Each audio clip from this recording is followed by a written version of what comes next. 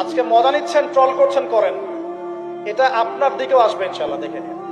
আর কিছু আছে চিলে কান নিল টাইপের মানুষ, যা দেখবে অনলাইনে, যা আসবে দেদারসে প্রচার করা শুরু করবে। আর সবচেয়ে কষ্ট পেয়েছি আমি এখানে, কিছু আলেম ওলামাও এর পক্ষে সাফাই গাওয়া শুরু করেছে। এর পিছনে কি উদ্দেশ্য? উদ্দেশ্য হচ্ছে 1 নাম্বার ওয়াজ মাহফিলকে বিতর্কিত করা, নাম্বার 1। 1 নাম্বার উদ্দেশ্য ওয়াজ মাহফিলের যে চলমান সিলসিলা বাংলার মাটিতে চলছে, এই চলমান সিলসিলাকে বিতর্কিত করার একটা প্রধান উদ্দেশ্য। 1 নাম্বার। 2 নাম্বার, ওয়াজ মাহফিলে যেসব বক্তাদের মাহফিলে বেশি মানুষ আসে, এই বক্তাদেরকে জাতির সামনে এই বিতর্কিত করে উপস্থাপন করা। 2 নাম্বার। 3 নাম্বার, আপনি যদি একজন বক্তা বা আলেমকে বিতর্কিত করতে চান, 2টা ইস্যু লাগবে আপনার। 1 নারী কেলেঙ্কারি, 2 অর্থের কেলেঙ্কারি।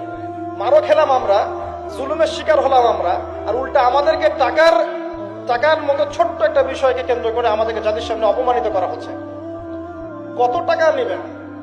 টাকার জন্য যদি আমরা মাহফিল করতাম, আজকে 10 তলা বাড়ি থাকতো। একদিনে চাইলে আমি 10টা মাহফিল করতে পারতাম।